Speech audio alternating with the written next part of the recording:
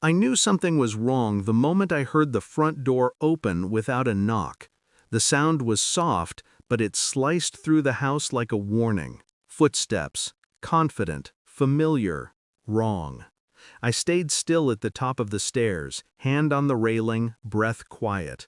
They moved through my hallway like they belonged there, like this was theirs. And then my mother's voice drifted up. Finally! A place with decent lighting! I felt the same coldness I always felt around her, an old, inherited tension, but sharper this time. Because this wasn't a visit, this was an intrusion, and they didn't know yet what I'd set in motion. Not yet. People like to pretend parents can't choose favorites. Mine didn't bother pretending. My brother Thomas lived his whole life on a cushion they built for him, every mistake softened, every failure excused. I, on the other hand, learned early how to be quiet, capable, invisible, the responsible one, which in my family meant the one they didn't have to reward.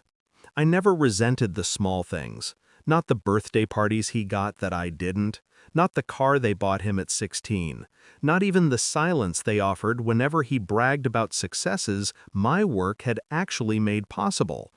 But the moment they sold our childhood home, the house I had helped renovate, paint, fix, maintain, and handed him the entire $650,000 as a wedding gift, something in me folded inward. Not broken, just withdrawn. A slow, internal click. They told me about it casually, like discussing weather. My mother even laughed. "You understand. He needs it. You're fine." I wasn't angry, not then, but I noticed things more clearly after that. The entitlement, the dismissiveness, the way they spoke about my life like it was a hobby.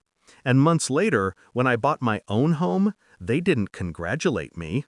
They inspected it, judged it, claimed it. "It'll be nice," my father said, "to finally have space to stay long-term." Long-term, like it was a summer home they inherited. When they arrived today, they didn't knock, they didn't call. They came with boxes, real boxes. My mother set a stack on my entry table. "Guest rooms are upstairs, right? We'll take the bigger one." My father wandered toward my kitchen, opening cabinets. "We're thinking of staying here a while," he said, "as a family." A while, meaning indefinitely. And somehow, they expected gratitude. I studied their movements, the casual invasion of it, the entitlement, the assumption that I would band again the way I always had. But they didn't know that this time I wasn't reacting, I was observing. Because the papers were already filed, the protections already in place, the arrangements already made. This was the last act of a play they didn't realize they were in. It happened the day they told me I owed them loyalty, housing. They said it like it was ancient law, passed down by blood. "You're single," my mother had said. "You have space. We need stability in our retirement." Retirement they funded by giving away their house money to Thomas. I didn't argue. I didn't complain. I didn't ask them to reconsider. Instead, I listened. I nodded. I let them think they'd won. Then I went home, shut the door, and began the quiet work. The security system, installed. The cameras, active. The locks, upgraded. The lawyer, retained. The no trespass notice, filed but not yet delivered. Every step measured, legal, precise. I wasn't planning revenge. I was planning boundaries. And in my family, boundaries were the deadliest weapon.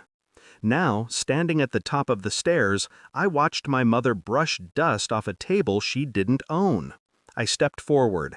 "You need to stop unpacking." She didn't even turn to look at me. "Oh, don't start. We've had a long drive." My father chimed in. "Be reasonable. We're your parents." I walked down the stairs slowly, calmly, the way you move through a dream you've memorized. "You can't stay here." My mother scoffed. "You don't get to decide that." "I do," I said. "Actually, I do." My father's expression tightened. What's that supposed to mean? I placed the envelope on the kitchen counter. Thick, official, their names printed in bold. "This," I said, "is your formal trespass notice." My mother blinked. "Trespass? Don't be ridiculous. This is our home." "No," I replied, "it's mine. Legally, solely, and fully. And as of last week, you are not allowed on the property without my written permission." My father's face drained. "That's absurd. We're family." "You sold the family home," I said, "and gave the money away. You made your choices. I'm making mine." My mother's voice cracked. "You would do this to us?" "You already did it to me," I answered quietly. "You just didn't expect consequences." I gestured toward the door. "Please leave. If you stay, I'll have to involve law enforcement, and I won't hesitate." For the first time in my life, they believed me. They left without another word. Boxes abandoned, pride fractured. The house fell silent again. A silence I owned. A silence I earned. I stood by the window and watched them drive away, slower than usual, like the weight finally caught up to them. I didn't feel triumphant. I didn't feel cruel. I just felt free.